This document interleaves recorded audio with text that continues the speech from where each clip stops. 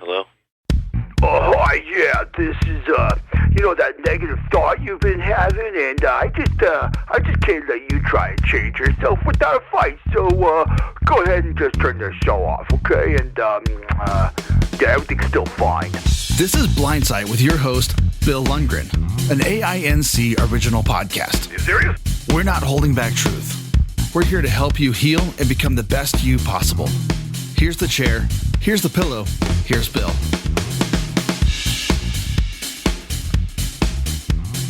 Hi there. Welcome to Blindside, which is produced by the Audio Information Network of Colorado. I'm Bill Lundgren, your host for this program, and I'm pleased to welcome someone who's going to be telling us of some new devices, new ways that we can find relaxation, and that we all know how important that is. Our guest today is Suzannah Long, and I welcome you, Suzanne, to Blindside. Thank you. I appreciate you having me, and I look forward to talking. Actually, my name is Suzannah. Just my mom would be screaming in my ear saying, "Wait a minute! I didn't name her Suzanne. It's Suzannah. Don't take the ah out of her name." Sorry about that. That's okay. It's all beautiful. Well, before we get into the work that you do, can you give us a little bit of background on you? What brings you to the work that you're doing?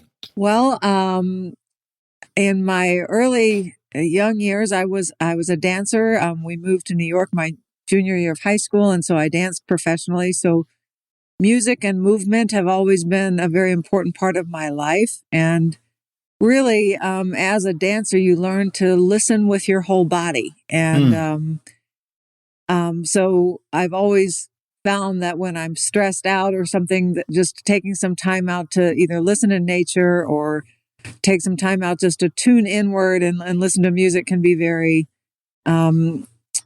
releasing of stress for me personally. And so, but I was had given up my dance career basically and was living in Washington, D.C., and selling software. And my ex-husband was a counter sniper with the Secret Service and a former Marine, and sadly got injured on a job. And because of his injury, they retired him in his early mid-30s. And we both went through a very, very traumatic time, and sadly our marriage didn't survive it. So I found myself not dancing anymore, had given up my dance career, was stressed to the max, selling software with a $20 million quota, and just started praying, God, why am I really here? And actually had started a meditation practice just to deal with my own stress and anxiety over all the life changes I was going through.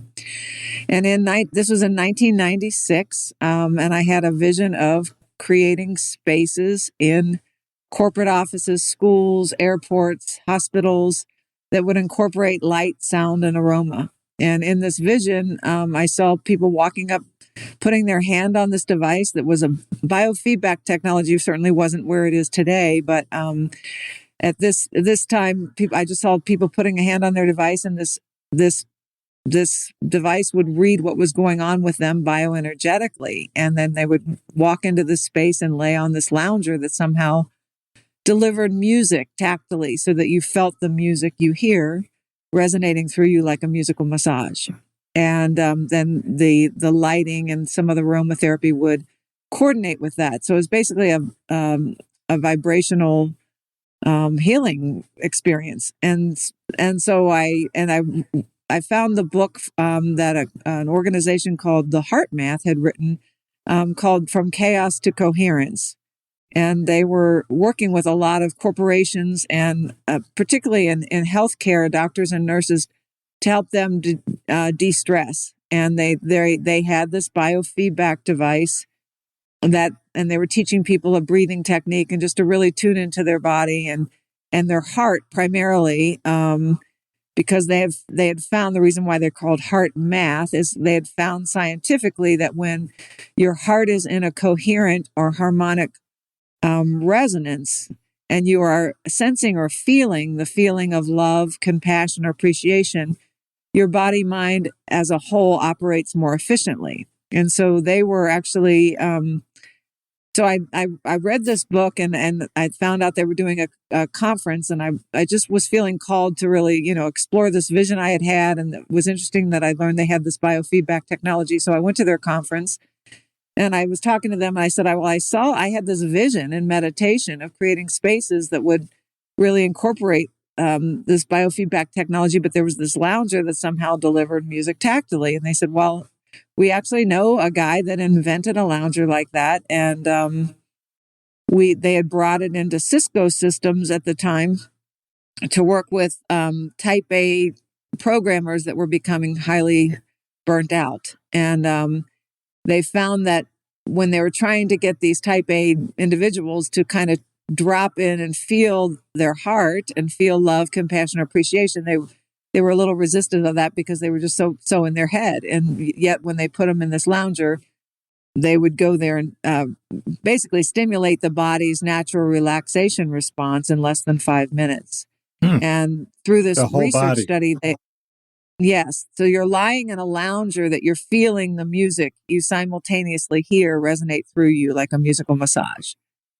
And so at Cisco Systems in this study, they found that productivity scores increased, camaraderie scores increased, and just the burnout rate was significantly reduced. So anyway, they were telling me the story, and so they told me the name of the gentleman who invented this lounger, and I called him, and sure enough, when I saw the lounger, I was like, gosh, that's exactly what I saw in my vision. So it was one of these things that was kind of wild. And so I went and met this gentleman, and he had been developing sound healing environments for quite a long time, had been a young concert pianist, and found that he was able to perceive sound beyond what most people are, and found that when he would go deep into nature and listen to particularly the sound of the creek in the Nantahala Forest in North Carolina, that he observed what he then named the so chord, which is just a B flat harmonic realm that the earth was probably resonating at that time. So he came back and reproduced that, and had been working with a lot of people, but sadly he was much more of an inventor and a musician, and a lot of people made a lot of promises and they didn't follow through with. So financially he was in a really bad state when I called him, but I flew out there to meet him and experienced his geodesic sound dome that he had worked with a psychologist in Atlanta at the time to develop in a place called the Mind Spa. And they were working. They ended up bringing this dome also into this space, in addition to the lounger he had created. And they were helping people with all kinds of disabilities, and also even Parkinson's and MS, and a lot of different things that they just found a lot of the symptoms of these diseases were reduced. So anyway, his name is Barry Oser, and I ended up investing and moving him here to Colorado in 2002. And we formed a company called Sound Solutions, and got 5 patents. And one of them was certainly this transducer that takes, basically, it's delivering sound at the speed of sound of water versus air. So you're feeling it resonate through your bones, body, and blood, like a musical massage. And through that sensory integration input, when you're hearing and feeling the same input, the same music, the same sounds, it creates a very relaxing experience for the body, because part of what we all experience is there's chaos when we're hearing and feeling something different, or for those who are able to visualize or see with their physical eyes, it can just closing your eyes actually is one of the best ways to get out of the beta brainwave states and allow your body mind to really expand its consciousness, so to speak. And I was thinking about, after we had the talk the other day briefly, I was thinking about one of the most profound experiences I had in my journey to really look at.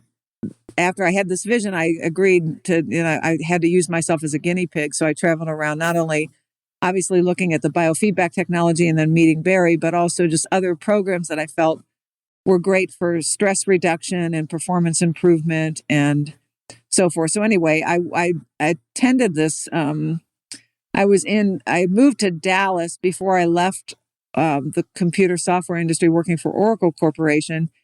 But again, I was still stressed to the max, and I went to a whole life expo at that time, and there was a gentleman there who's a shaman, but also had a PhD in psychology, and he was teaching at Baylor University.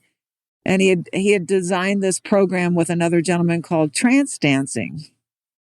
And he would in this. So I was fascinated by that just because of my whole dance background. And so I went to the workshop he was doing on certifying people to do this. And at the time, I was still had a $20 million quota, working for Oracle, selling to the aerospace and defense industry. And I've always been a very spiritual person, or very honoring of a higher realm, God, spirit, whatever you choose to call it, that and really listening to that still small voice inside that guides me. But this was a whole nother realm. So I went to this trance dance thing, and what they had us do was blindfold us and do what's known as the Kundalini breath of fire, taking 2 slow inhalations through the nose and exhaling through the mouth. And through that breath, and through the actually taking away of your physical eyesight, they found that people would activate deeper parts of the brain.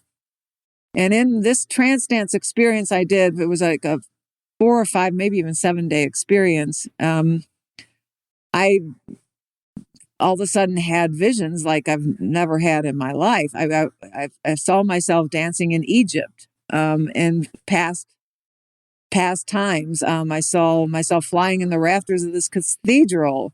And I saw myself in Tibet these were all different dances, but I saw myself in Tibet trying to get the men to listen to the voices of the children. So it was as real as I see with my physical eyesight. So I was thinking about that after we spoke, and just about that was probably the most transformational experience I ever had, to say, wow, there's so much more to this world than we're able to see or even sense or feel sometimes, unless we allow ourselves to de-stress and really tune into the heart and the coherence of the heart. So my journey has just been really using myself as a guinea pig in exploration, but we formed So Sound Solution, and it's been highly successful. We're working with spas globally and with all kinds of walks of life, actually, but sold that company back in February. And now I'm getting back to the second part of the vision, was creating more of a wellness center to really support community around the healing power of sound and music and storytelling, and really understanding some of the laws, universal laws of resonance, and that how important it is, particularly now more than ever, for us to come together in a heart space to really support each other on our journey and honor each other's unique perspective of the world. And I think sound and music, sometimes is referred to as the language of angels. Right. Mm-hmm. It's a powerful tool, but when you feel it and hear it, it takes it to a whole nother dimension of potential in the body mind. When you're talking about sound, are you talking about Beethoven, the Ninth Symphony, or you're talking about random, I'll call it noise just for to draw a distinction? Is that the sound is not a pattern that is composed, but it's just random sounds or different instruments? What do you mean by sound? So any music or sounds could be used, like through the lounger, for example, but certain music is going to resonate more through the body than others. I see. And also certain frequencies. There's all kinds of research in even frequencies of sound.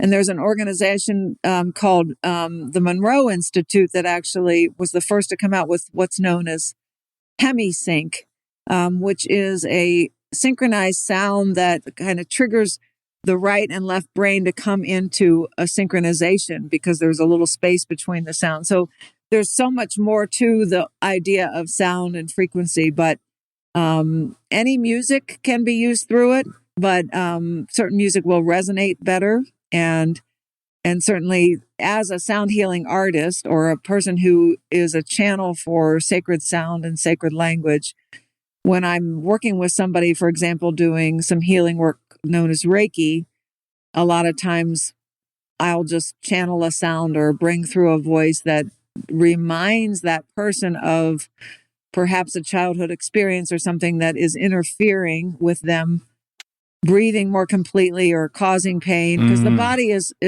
is a storage of memories. You know, I mean, we all have traumas, and sometimes when those traumas are so significant, we don't release that energy. So that's kind of where the field of energy work comes in. But sound also, as we know through the field of ultrasound, can help release blockages in the body or body armor that's held tight. So I think we're just certainly in the ancient temples of Egypt. I mean, they had sound healing temples. The Mayan culture, the Greek cultures. There's a lot of Native American cultures, Aboriginal cultures. You know, and music has been used for eons, but I think quantum physics is just finally now, or science is just now catching up to what a lot of the ancient seers and masters understood intuitively. Well, I was thinking, I took my dog for a walk as I normally do in the late morning, and he goes along very, he's a guide dog. He's being very respectful. But when I start making happy sounds, not words or anything, but like, nonsense sounds, he starts picking up and he's skipping, and, he, as long as the sidewalk is safe, he goes skipping and he's happy as a clam to hear those sounds. And I think that's something akin to what you're talking about. Or a baby, when you work coo to a baby, the baby responds to those kinds of sounds that have no real meaning, but just impart a message of peace and whatever. And this is what you're talking about. It could be music, but it could also be those kinds of sounds that relax us. Absolutely. In the field of sound therapy or sound healing, it's talked about that sound is a carrier wave for emotion or energy in motion. So certainly we can tell when the sound of someone's voice is coming from that place of a loving, happy, compassionate place, or when somebody's irritated. I mean, you can certainly tell if somebody's more in their head or more in their heart by the sound of their voice. So certainly animals, more than anybody, more than us. Sometimes they're smarter than us humans. Yeah, that's because right. they're so aware of that. Yes, and certainly babies as well. I mean, I think sometimes we get so caught up in our day that we forget about the sounds we're putting out and about the frequency that we're even resonating at. Right. And so, yeah, and I think we all feel it, but how much we're paying attention or conscious of that feeling, and that's part of the mission of now what I'm creating called So Be It Studios, is to create that place to be. The place to be, I mean, like, it's cool because it's a place to be there's all kinds of music events, but also the place to be in resonance with your deeper potentiality or your sacred, I mean, moving into a deeper listening space. So you're listening to your body as the best GPS system you could ever have, and I think that's so important. So we sometimes get so in our head and just focus on the past versus being really present to our feeling in the body now, and realizing that when we drop into the heart and we listen from the heart, and act according to that, in coordination with or in coherence with the brain, it's amazing what we can manifest. Because thoughts create things, and then how we resonate with those thoughts or how we embody them or not really does manifest our reality, in my experience. What would the studio look like? So we had one open, but now we're kind of redesigning it. So it has 1,000 the initial one. I mean, we're going to be building these in all different shapes and sizes. We're actually working with an organization called Six Senses Resorts and Spas to build 2 of the geodesic sound domes in Saudi Arabia. No kidding. So the geodesic sound dome is a whole nother level, but the resonating floor, which actually we created one at the YMCA here in Lafayette that I teach Pilates on 5 days a week. And I do some sound healing meditations after some of those classes. So the resonating sound floor, it just again will take create the floor becomes almost like a drum head that you're feeling the music resonate through your feet, hands, and whole body. And so that's one level. And then the second level would be adding the geodesic structure, which contains the sound waves in a way that's very impactful, because it's like the geodesic structure is based on sacred geometry, and it reflects, so it creates a reflection of the molecules of the body. So when a group, for example, goes into that structure, there's a lot of coherence that can happen. So it can be used for team building or bringing families closer together and lots of different things. But so we're looking at initially offering the floor, the resonating sound floor, to be put into various studio spaces, and offering a whole plethora of classes that would, bring that to alive. But it also adds another component to just regular fitness classes or meditation classes. And then the geodesic sound dome as a main center, and then little pods around that could be individual healing spaces is kind of the footprint, so to speak. Well, it's sort of like when we go into an empty house and we have all that echo. What I'm hearing you say is kind of utilizing that, that echo and that sound that we say, oh, we've got to put furniture in to block. We say to utilize it instead of eliminating it as a way of getting some peace and serenity.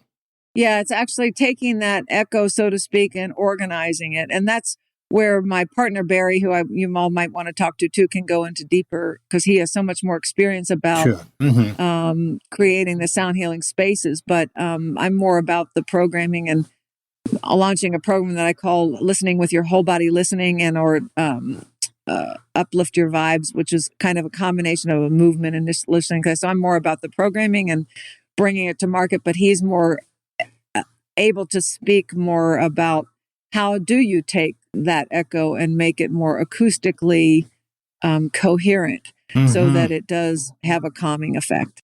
That could really change the way we build structures in our own home, for example. Absolutely. I was thinking as you were describing it, some news has come in recently about inventor Thomas Edison. And they found that somebody has Thomas Edison's Steinway piano, and they found teeth marks in the piano.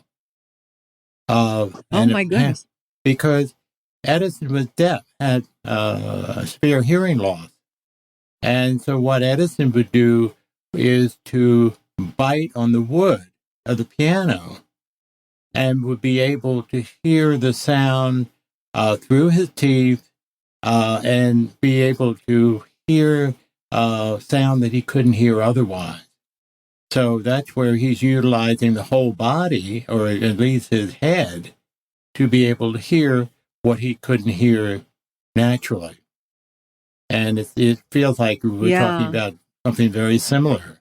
Yeah, we don't just hear with our ears, we do actually hear or feel with our whole body. And so right. That's where you can enhance that hearing experience, because when you're more aware of, it's like when you get chills when a crystal glass is shine, there's so much with that, or just understanding. So sound has a way of getting us more attuned to higher frequencies of energy, I think.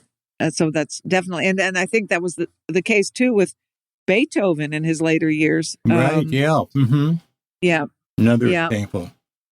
Yeah. And of course, for someone who has blindness, is losing one of the senses. So, people think when we're blind, we have extra senses. We don't. We just use the other perhaps more acutely. And that's what you're talking about. We're blind. We may feel, or hopefully will feel, or learn to feel more sound, more in more ways than identifying where we are by sight. And we can even, when I walk the dog, I have to listen to sound in order to guide him, tell him which way to go, like traffic or whatever. And I don't have my eyesight to help me with that. So and I have hearing impairment as well. So I have to use all the senses that are left, including the amount of hearing I have, to give me cues that I wouldn't otherwise have, that the average person would have. And that's what you're talking about. Yes, exactly. And so I'm happy to gift you with some time to experience the lounge or come experience the floor if you would be interested in that, because I think it's amazing. And I think, our subtle when we're so stressed out, we're actually holding our body, our muscles tight, and so a lot of people, when they lie in the sound chair, for example, will say, well, how did it know where my pain is? And when it's not that it's that intelligent of a system, it's just that the music or the resonance will find the tightness it will resonate more where there's tight muscles, and then it will slowly start to unravel that as you breathe more deeply. So I think that's also where the deeper awareness comes in, because if we're out and we're tense, naturally to protect ourselves, or we're in the stress response to protect ourselves. But when we're able to remind the body and kind of how to breathe more deeply and be in a more coherent state of listening from a space of curiosity and not necessarily defensive space, it's amazing how that opens us up, our awareness up. And so I think feeling is healing and feeling is knowing. And I think there's so much more to us coming into that heart coherence as we're moving through this very interesting time in human evolution. So yes, absolutely. I would love to gift you with a time in the chair or the floor or whatever might support you too. So it certainly would be interesting to see, as a blind person, as a hearing impaired person, to find out what other senses that I'm not even aware of are coming into play to keep me out of trouble. Yes. It's about the only way I can put it, yeah. Or when we walk into a room, people talk about being able to feel, and they're blind, they can feel the dimensions of the room, or at least the shape of the room, and be able to maneuver with sensitivity. That's the kind of thing that you're talking about. Absolutely. Yeah. Barry, my business partner, actually, when he tells a story about, he had one of his piano teachers was blind, and he was amazed that he knew exactly who walked into the room just by perhaps even even before they spoke. So certainly from the sound of their voice, they would know, but there was he could sense that subtle vibe of that energy. And I think, the quantum physics again is proving that everything's based on energetics. So I think the more aware we become aware of the energy we're resonating with, and then how that's being reflected out into the world or back to us, is significant, certainly in how we relate to life itself. Because if we're holding a place of more peaceful resonance and coherent in our body, then we become like a tuning fork for that, and we attract. The law of attraction, or the law of resonance, says that we attract what we're resonating with, whether consciously or not. And that this journey through life is kind of the gift in that, for us to fine tune ourselves, to find that peaceful place inside, and don't shoot the messenger. If something comes across very, you can always be that peaceful presence. And so that's part of the mission and purpose of So Be It Studios too, is to realize that, how we can individually not only change our lives, but change the lives of people around us by being that constant, finding that coherent place inside where peace resides. So if we could put a geodesic dome in the Capitol building, we might change the whole course of human history. Yeah, well, we might have a lot of people that weren't resonating with that fly away. Who knows? Definitely a lot of changes along those lines. Well, how can we as blind people access what you're talking about if we don't have a studio near us? Are the chairs available for sale that we could have one in our home? Would that be beneficial, or what are we talking about? Yeah, well, certainly here locally, I would invite anybody to contact me and come to the YMCA, because that's why we donated the floor to them, or at our cost, to develop that, to do deeper research with it. So that's in Lafayette, here in the Colorado area. But on a broader scale, we sold So Sound Solutions, the original company that was developing the loungers, to a company called Therabody. And so they've just designed a lounger that they've come out with that you can certainly buy for your home. We were working with Denver Mattress. We actually sponsored quite a lot of families with children on the spectrum of autism with beds. And we were starting to do a 10-bed hospital study to look at how we could reduce, pain medications and so forth in the hospital. But Denver Mattress is, I'm not sure the status of that, if they're working with Therabody to continue that, because when we sold the company, they kind of went on with it and decided not to work with Barry and I moving forward. Sadly, kind of, but Therabody is definitely moving forward with it. So those products could be purchased on their website.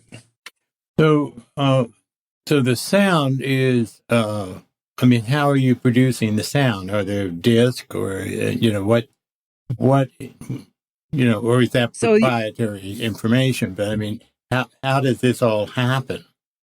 So you can plug in an iPhone or an iPad or whatever and use, again, as I said, any music. And then there's a cord that would go into the lounger or the bed or the floor. You can also plug a live instrument into it. And like, for example, if you have a guitarist and you strum the guitar and it's plugged into the chair, the chair becomes, like the guitar itself, or people will even say it's like lying in a cello.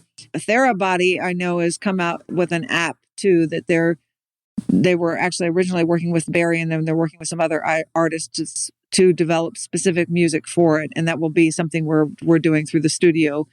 Mm-hmm. Part of my vision is to not only, let it be a recording studio where we also can capture live events and support people that are creating music. And certainly the sound healing artist community, like Tibetan bowls and didgeridoos and drums and all of those kind of native instruments. But also the whole idea of storytelling and capturing live stories, and certainly the bringing community back together, where the children have stories come alive as the elephant thumps across the floor, and hearing the story of the elderly, and kind of the vision of the studio is not just using sound for healing, but the place to give people a voice and give community a voice that can be then captured if somebody wants to then play that later in a chair or their bed or whatever. Mm-hmm. So the bed was a very interesting to me, just because I think there's so many people do have trouble sleeping and don't realize how noise impacts them. And so having children's bedtime stories or guided meditations that would resonate through the bed.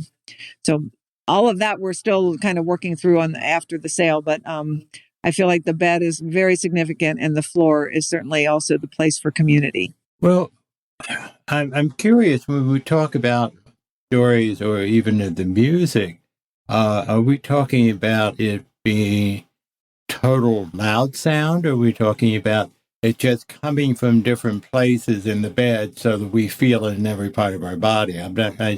I have a little trouble in conceptualizing. When we go in nature, sound is coming from everywhere. It's not loud. But I have the vision, particularly in the city, that the sound would have to be kind of loud and wake up the neighbors.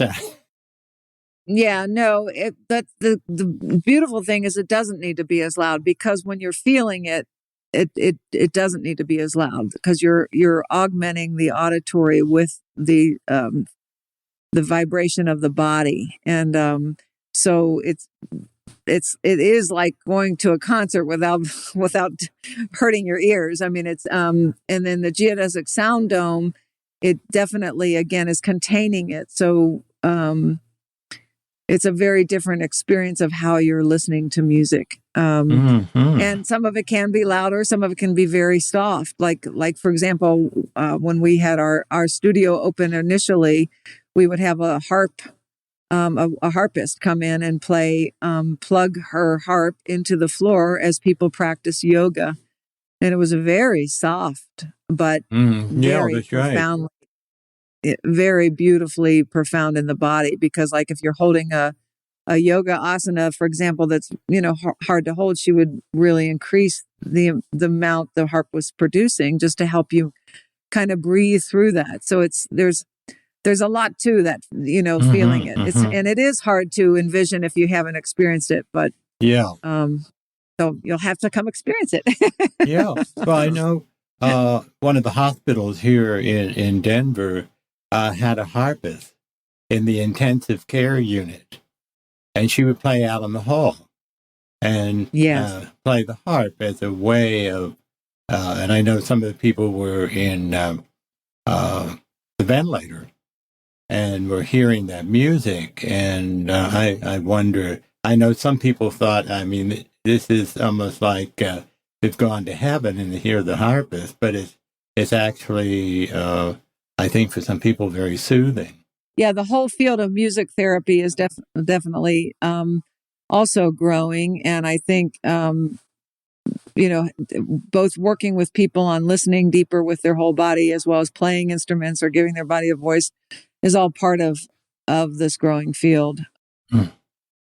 Well, what other options are available to us? What would you say, look, how do we, as a society, as an individual, work on getting some of the peace that we very definitely need?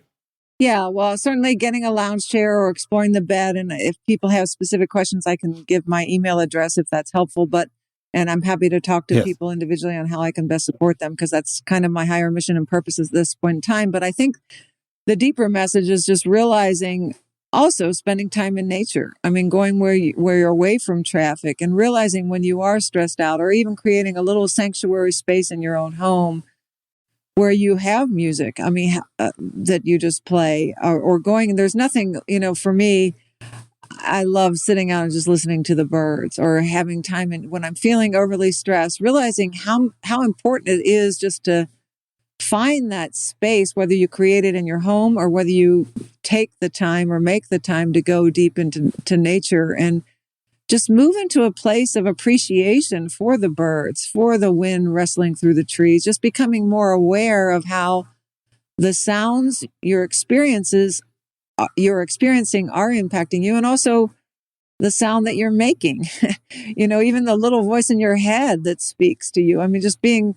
gentle and loving with yourself, and how you speak to yourself and speak to others, I think does amazing work. I mean, and just when you are feeling stressed, but to go into nature, take some deep breaths, take a moment to appreciate the birds singing, the wind, or just the silence. I think sometimes we just need to realize that, and nature is the beautiful antidote to our stress, for sure.